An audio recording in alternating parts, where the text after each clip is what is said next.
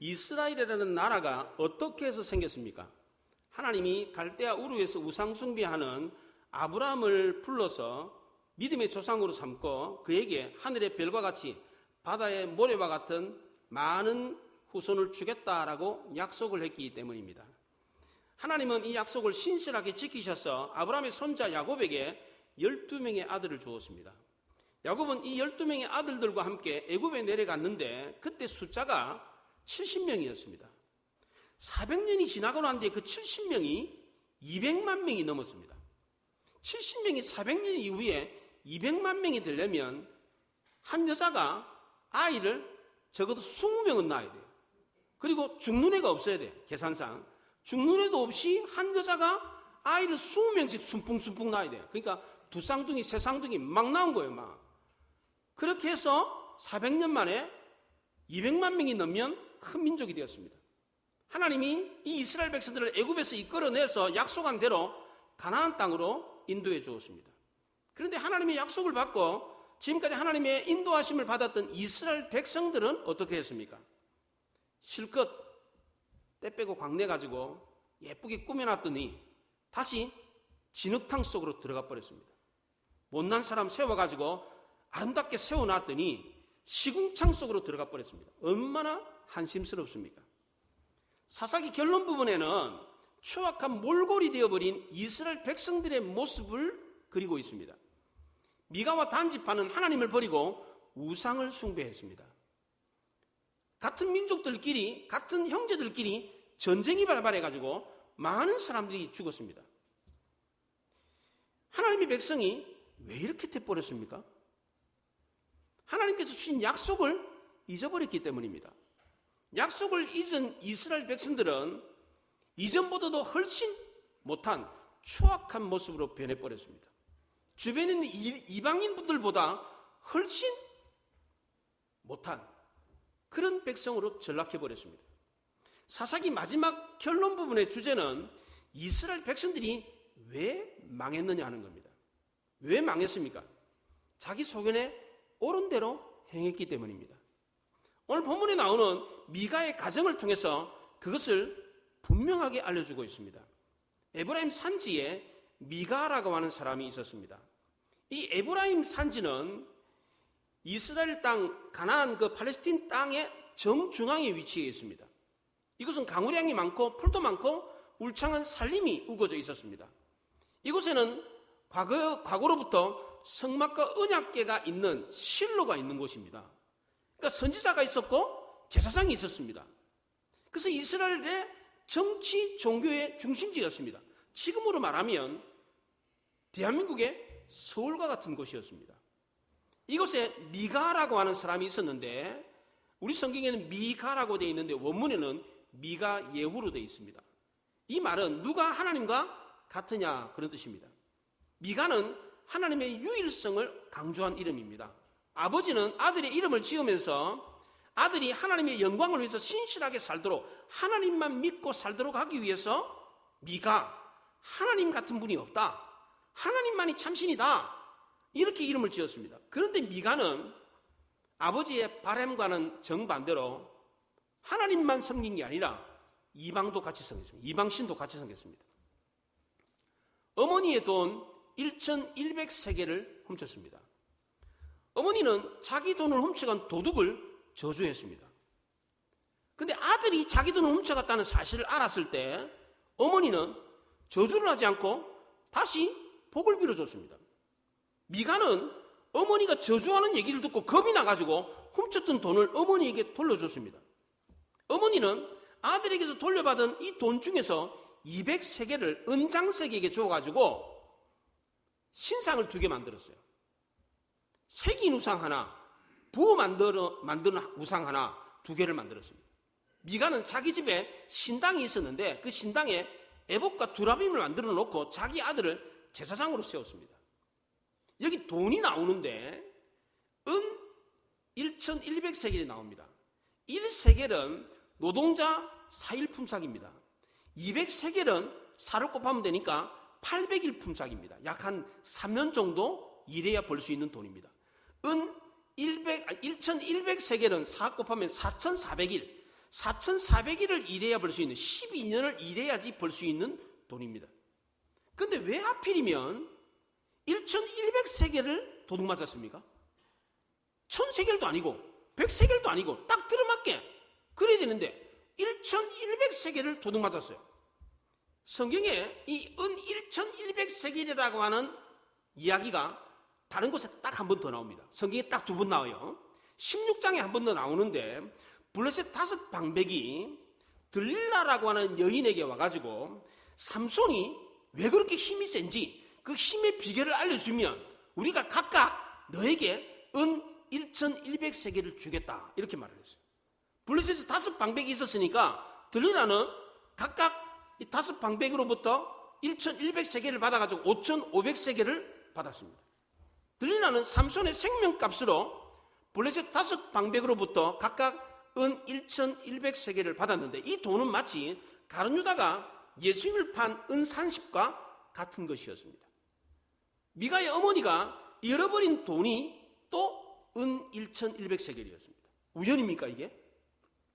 성경 저자가 이 숫자를 정확하게 기록한 것은 미가의 어머니 역시도 불의한 방법으로 이 돈을 취득했다는 것을 강조하기 위해서였습니다. 그래서 어떤 성경학자는 이 미가의 어머니가 바로 들릴라다, 이렇게 해석하는 사람이 있습니다. 단 지파와 에브라임 지파가 붙어 있습니다.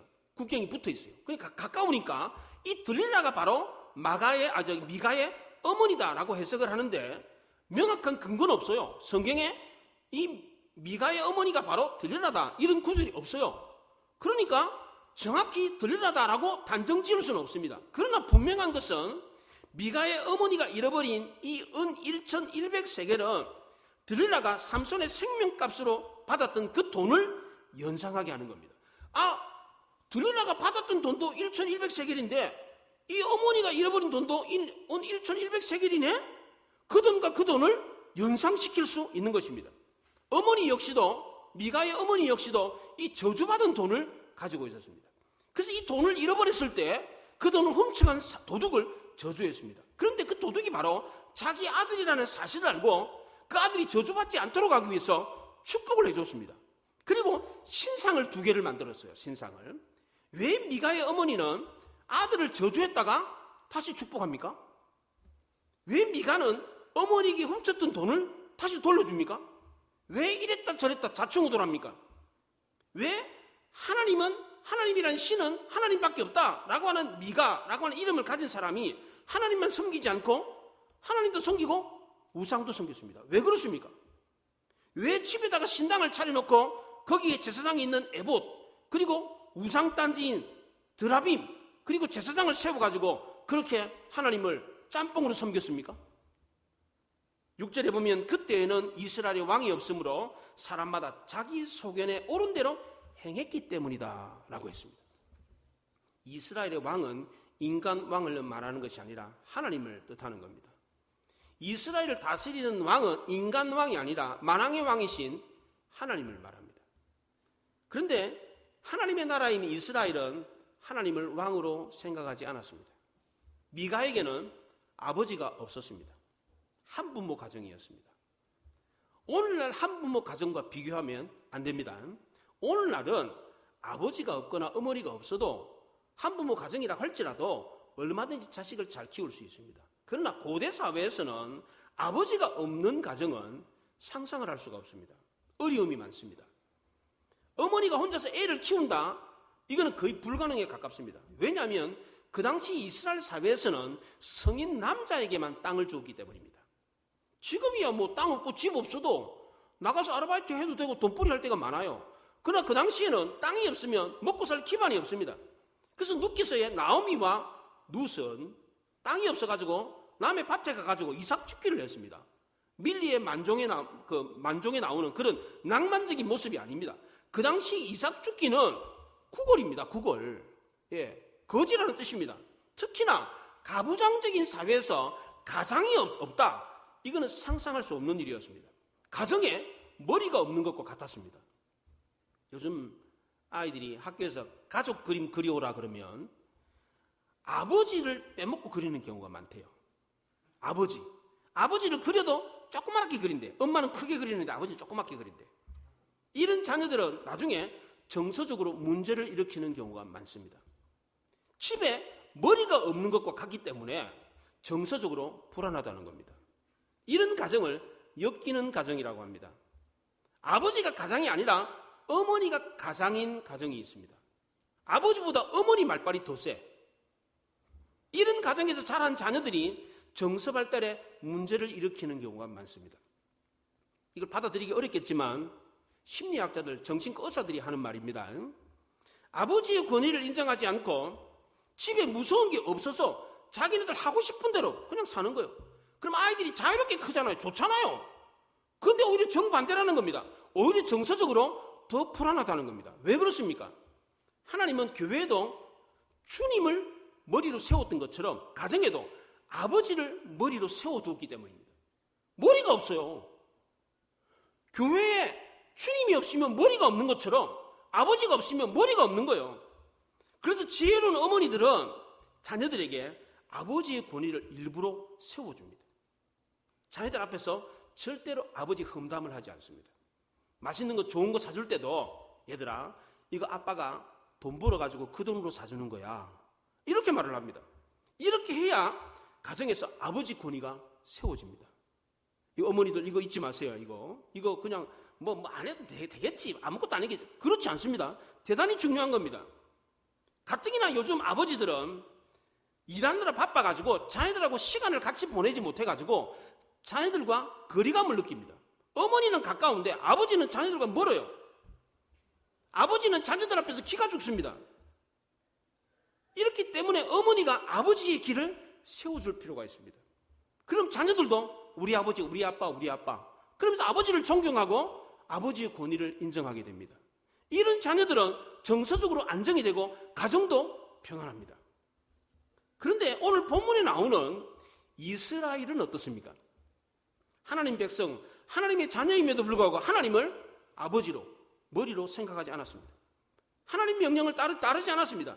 그래서 하나님이 더 이상 아버지 노릇, 하나님 노릇을 할 수가 없었습니다. 이게 바로 사사시대였고 이게 바로 이스라엘 백성들의 모습이었습니다. 왕이 없으니까, 머리가 없으니까 자기 소견에 옳은 대로 행할 수밖에 없었습니다. 그래서 우왕좌왕 이랬다 저랬다 했습니다. 정서적으로 문제가 있는 사람들의 특징 중에 하나가 바로 이랬다 저랬다 하는 겁니다. 결정을 잘 못해요. 결정을 하고서도 번복을 해버려요. 왜냐하면 자기 안에 정서적으로 안정감이 없기 때문입니다. 안정감이 없기 때문에 뭘 선택할지 선택을 잘 못해요. 선택을 해도 하고 난 뒤에 또 번복을 해버려요. 할 수 있을까? 맞나 이거? 또 번복을 해버려요. 미가의 가정에도 전에는 아버지가 있었습니다. 아버지가 있었으니까 아들이 태어났죠. 근데 지금은 아버지가 없습니다. 이스라엘에도 전에는 하나님이 있었습니다. 근데 지금은 하나님이 없습니다. 가정이라고 하는 그림 속에 아버지는 없고 도둑질하는 아들과 그 아들을 어떻게 다루지를 못해가지고 쩔쩔매는 어머니의 모습만 그려져 있습니다. 아들이 도둑질을 하고 버릇이 없습니다. 자기 잘못도 인정하지 않습니다. 아들만 문제가 아니라 어머니도 문제 어머니였습니다. 어머니는 아들의 잘못에 대해서 일관성이 없었습니다. 이랬다 저랬다 했습니다. 돈을 훔쳐간 도둑이 바로 자기 아들이라는 사실을 알고 저주했다가 저주를 거두고 다시 축복을 해주었습니다. 이게 정상입니까? 아들이 도둑질을 했으면 어떻게 해야 합니까? 그 잘못을 지적해주고 돈 훔치는 건 잘못이야. 그리고 그걸 바로잡아줘야 됩니다. 그런데 도둑질하고 돌려줬다고 축복을 해줬어요. 그래도 됩니까? 도둑질한 거를 돌려주면 아무런 잘못이 없습니까? 어머니가 자식을 이렇게 키우면 자식의 미래가 어떻게 됩니까? 제가 신촌에 있는 교회 아현교회에 있었거든요. 전도사 시절에. 거기에 이제 성가대에서 이제 성가대실에 이제 성가대원들이 이제 옷을 벗고 가방도 이제 성가대실에 놓고 이제 가운 입고 이제 본당으로 올라가잖아요. 그 성가대실에 옷이랑 뭐 가방이랑 있는 거예요. 동네 아이가 들어와가지고 돈을 훔쳐갔어요. 그래가지고 수소문해가지고 그 아이를 잡았어요. 어머니를 불러왔는데 어머니가 버럭 화를 내면서 자기 아들을 도둑 취급했다고 오히려 더 크게 막 화를 내는 거예요. 제가 그걸 보고 혀를 쳤어요. 야, 저 아들의 미래는 볼 것도 없다. 그렇게 키운 아들이 앞으로 어떻게 되겠어요? 보나 마나죠. 왜 아들이 도둑이 돼버렸습니까? 올바른 가정에서 올바른 교육을 제대로 받지 못했기 때문입니다. 아버지도 없고 집안에 권위도 없고 따라야 될 말씀도 없었기 때문입니다. 행동을 절제하고 금해야 될 울타리가 전혀 없었기 때문입니다. 미가는 아버지의 권위를 몰랐습니다. 왜냐하면 미가의 가정에는 아버지라고 하는 머리가 없었기 때문입니다. 이스라엘은 하나님을 왕으로 머리로 생각하지 않았습니다. 그 이유는 하나님의 은혜를 잊어버렸기 때문입니다. 하나님은 가장 작은 민족이었던 이스라엘을 택하셔서 선민으로 삼으시고 자기 백성으로 삼고 애굽에서 이끌어내서 가나안 땅으로 인도해 주었습니다. 약속한 대로 땅을 주었습니다. 40년 동안 광야에서 생활할 때는 먹을 거 입을 거 필요한 거 다 챙겨줬습니다. 근데 지금 이스라엘은 어떻게 하고 있습니까? 그 모든 사랑과 은혜를 잊어버렸습니다. 출애굽기 19장에 내가 애굽에서 어떻게 행하였음과 내가 어떻게 독수리 날개로 너희를 업어 내게로 인도하였음을 너희가 보았느니라. 내가 너희를 독수리 날개로 업어가지고 너희를 가나안 땅으로 인도했지 않느냐? 근데 이스라엘은 어떻게 했습니까? 그 크고 놀라운 하나님의 사랑과 은혜를 잊어버렸습니다. 엉뚱한 신을 신이라고 섬겼습니다. 이스라엘은 하나님의 은혜를 도둑질했습니다. 이것이 바로 도둑이 된 아들의 모습이었습니다. 그래도 그나마 다행인 것은 도둑질한 아들이 어머니의 저주를 듣고 겁이 나가지고 훔쳤던 돈을 어머니에게 다시 돌려줬다는 겁니다. 도둑질이 죄라는 사실을 알았습니다. 그래도 일말의 양심은 있어가지고 죄를 깨닫고 두려워했습니다. 도둑질하고서 나 도둑질 안 했어요. 우기는 것보다는 낫잖아요. 나 도둑질했습니다. 두려워하는 마음을 갖는 건 괜찮잖아요. 아들이 자기 죄를 인정하고 두려운 마음을 갖고 어머니 앞에 나왔으면 그러면 이 아들은 교화의 가능성이 있는 것입니다. 조금만 권면을 하면 얘야 너 잘했다. 그래 도둑질한 건 나쁜 거지만 돈을 돌려준 거는 잘한 거야. 도둑질은 나쁜 거야. 이것만 해가 이렇게만 교훈을 해도 얼마든지 훌륭한 아들이 될 수가 있었습니다. 그런데 미가의 어머니는 어떻게 했습니까? 도둑이 아들이라는 것을 알고 퍼부었던 저주를 거두고 오히려 축복을 해줬어요. 물론 그럴 수 있지요. 어떻게 아들에게 저주를 합니까? 부모는 자식에게 좋은 거 주고 싶은 게 당연한 거 아닙니까? 미가도 자기 집에 신당을 만들어 놓고 에봇과 드라봄 만들어 가지고 자기 아들을 제사장으로 세웠어요. 이해가 됩니다. 그러나 축복과 저주는 자기 마음대로 바꿀 수 있는 게 아닙니다. 구약 성경의 제일 큰 주제는 하나님의 언약에 순종하면 복을 받고 불순종하면 저주받는다는 겁니다. 이 축복과 저주는 자기 마음대로 바꿀 수 있는 게 아닙니다. 하나님과 이스라엘 백성들이 맺었던 언약은 피의 언약이었습니다. 창세기 15장에 하나님이 아브라함과 맺었던 이 언약은 피로 맺은 언약이었습니다. 짐승을 반으로 쪼개가지고 그 사이를 지나가는 이 언약을 맺었습니다. 하나님은 독생자 예수 그리스도 십자가 못 박혀 죽도록 내주겠다 이렇게 약속을 했습니다. 그것이 고통이었고 손해였지만 큰 아픔이었지만 언약을 했기 때문에 끝까지 그 약속을 지켰습니다. 그렇기 때문에 우리도 하나님과 맺었던 이 언약을 감정이 상한다고 해서 내가 좀 손해본다고 해서 내가 불편하다고 해서 마음대로 바꿔서는 안 되는 겁니다. 하나님은 자기 아들을 죽이면서까지 그 약속을 신실하게 지키셨는데 우리는 어떻습니까? 첫째로 조금만 귀찮으면 우리 마음대로 언약을 바꿔버립니다. 미가는 에브라임 지파였습니다. 그 당시에 에브라임에는 성막과 언약궤가 있는 실로가 있었습니다. 거기 유명한 제사장 선지자들이 있었습니다. 그런데 왜 미가는 자기 집에 신당을 차려놓고 거기 에봇과 드라빔 만들어 놓고 자기 아들을 제사장으로 세웠습니까? 자기 옆 동네 하나님의 임재를 상징하는 성막과 언약궤가 있었어요. 말씀을 전해주는 선지자 제사장이 있었습니다.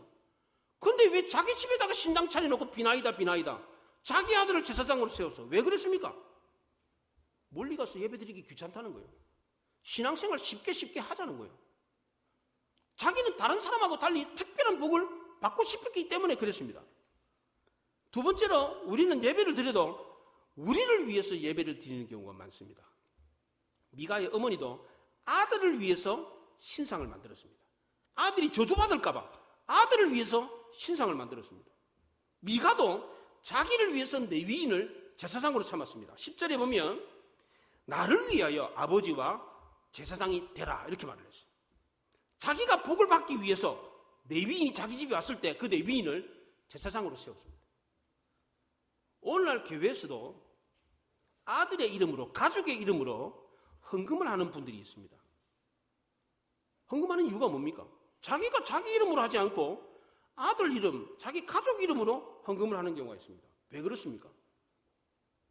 이렇게 헌금하면 하나님이 그 사람에게 복을 주겠지, 이런 생각을 가지고 헌금하는 경우가 있습니다. 그런데 구약시대 제사 때 하나님께 드렸던 예물은 모두 다 하나님을 위한 것이었습니다. 구약시대에 이스라엘 백성들이 하나님께 드렸던 예물 가운데 자기를 위해서 드렸던 예물은 단 하나도 없습니다. 거룩하게 구별하여 내가 하나님께 헌신하겠다는 뜻으로 예물을 드렸습니다. 감사의 뜻으로 예물을 드렸습니다. 죄사함을 위해서, 성도 간의 화목을 위해서 예물을 드렸습니다. 자기를 위해서 예물 드린 건 하나도 없습니다. 그런데 오늘 예배 때 우리가 드리는 헌금은 하나님을 위한 것입니까? 하나님의 은혜에 감사해서 기뻐서 하나님을 위해서 드리는 겁니까? 아니면 이것 드리면 복 주시겠지, 이런 마음으로 드립니까? 특별히 자녀들 이름으로 헌금을 할 때에 어떻게 드립니까? 자녀에게 은혜와 복을 주신 하나님께 감사해서 그 하나님을 위해서 드립니까? 아니면 자녀에게 복 달라는 뜻으로 자녀 이름으로, 가족 이름으로 헌금을 드립니까? 이왕 드리는 거, 똑같이 헌금 드리는 거 잘 드려야 될 것 아니에요? 그렇잖아요. 잘못 드려가지고 하나님의 방법이 아닌 방법으로 드려가지고 실컷 헌금 드리고 복도 못 받으면 어떻게 해? 그렇잖아요. 드려도 제대로 드려가지고 복을 받아야 될 것 아니에요? 그게 뭡니까? 자기를 위해서가 아니라 하나님을 위해서, 감사해서, 그래서 드려야 이게 믿음으로 드리는 헌금이 되는 겁니다. 오늘날 예배가 하나님 중심이 아니라 사람 중심인 경우가 많습니다. 하나님을 높이는 예배가 아니라 사람에게 만족을 주고 사람이 은혜 받도록 드리는 예배로 전락한 경우가 많습니다. 제가 사랑의 교회에 있을 때 부교육자들이 100명 정도 돼요. 그럼 설교할 기회가 없어. 1년 52주에 수요 예배 때 이제 부교육자들이 설교를 하는데 100명이나 되니까 설교할 기회가 없잖아요. 그래서 옥하는 목사님이 수요 예배에 설교자를 2명을 세웠어요. 한 사람이 설교하고 내려오면 바로 또 한 사람이 올라가가지고 설교를 했어요. 물론 교육자들에게 설교할 기회를 주기 위해서 그렇게 했지만 성도들이 와서 은혜 받도록 하기 위해서, 한 사람이 만약에 홈런 못 치면 다른 사람이도 홈런 쳐가지고 은혜 받도록 하기 위해서, 그래서 2사람을 세웠어요. 근데 예배를 드리는데 목회자들은 주로 뒤에 앉아 있잖아요. 수요 예배 드리는데 성도님들이 나가는 거 예배 드리다가, 그래서 왜 나가나? 뭐 화장실 가나? 그랬어요. 옆에 있던 선배 목사가 에이, 은혜가 안 되니까 나가지, 이러는 거예요. 알고 보니까 그런 거 예배 드리다가 그 부목사가 1년에 뭐 한두 번 설교하는데 뭐 설교를 제대로 하겠어요? 설교할 기회가 없으니까 설교를 못하는 분들이 많아요. 그러니까 이게 설교가 이게 들어도 은혜가 안 되는 거예요. 그러니까 예배 드리다가 못 참고 그냥 나가버리는 거예요. 예배는 은혜 받기 위해서 드리는 겁니까? 예배 왜 드립니까? 하나님을 위해서. 구약시대의 모든 제사는 하나님을 위한 것이었습니다. 하나님은 수고와 희생을 아끼지 않고 드리는 예배와 자기 편하게, 자기 쉽게, 자기를 위해서 드리는 예배, 어떤 것을 더 기뻐하시겠습니까? 바쁜 중에도 예배에 빠지지 않고, 거리가 멀어도, 예배 드리기 힘들어도 예배에 사모해서 드리는 예배, 이런 예배를 하나님이 더 기뻐하시는 겁니다. 은혜가 안 돼도 그 자리에 앉아 있기만 해도 하나님이 기뻐해서 그 사람에게 복을 주는 거예요. 이게 예배예요. 마지막 3번째로, 하나님은 자기를 희생하면서까지 언약을 지키셨는데 우리는 복받기 위해서 언약을 지키고 예배를 드리는 경우가 많습니다. 10절에 미가가 그에게 이르되 내가 나와 함께 거주하며 나를 위하여 아버지와 제사장이 되라. 내가 해마다 은열과 의복 한 벌과 먹을 것을 주리라 함으로 그 레위인이 들어갔더라 그랬습니다. 미가가 레위인에게 연봉으로 은 10개, 옷 한 벌, 먹을 것 주겠다 그랬습니다. 은 10개는 곱하기 4하면 40일 품삯입니다. 한 달 조금 넘는 품삯을 주고 싼 값으로 레위인을 불러다가 제사장을 세워놓고 이 제사장을 세우면, 레위인 제사장을 세우면 복을 많이 받을 거다 이렇게 생각했어요. 자기 아들을 제사장으로 세웠어요. 에브라임 지파 자기 아들을 세웠는데 자기 아들을 패하고 레위인이 오니까 그 레위인을 제사장으로 세웠습니다. 그 13절에 이렇게 말합니다. 이에 미가가 이르되 레위인이 내 제사장이 되었으니 이제 여호와께서 내게 복 주실 줄을 아노라 그랬습니다. 본래 제사장은 레위인만 될 수가 있었습니다.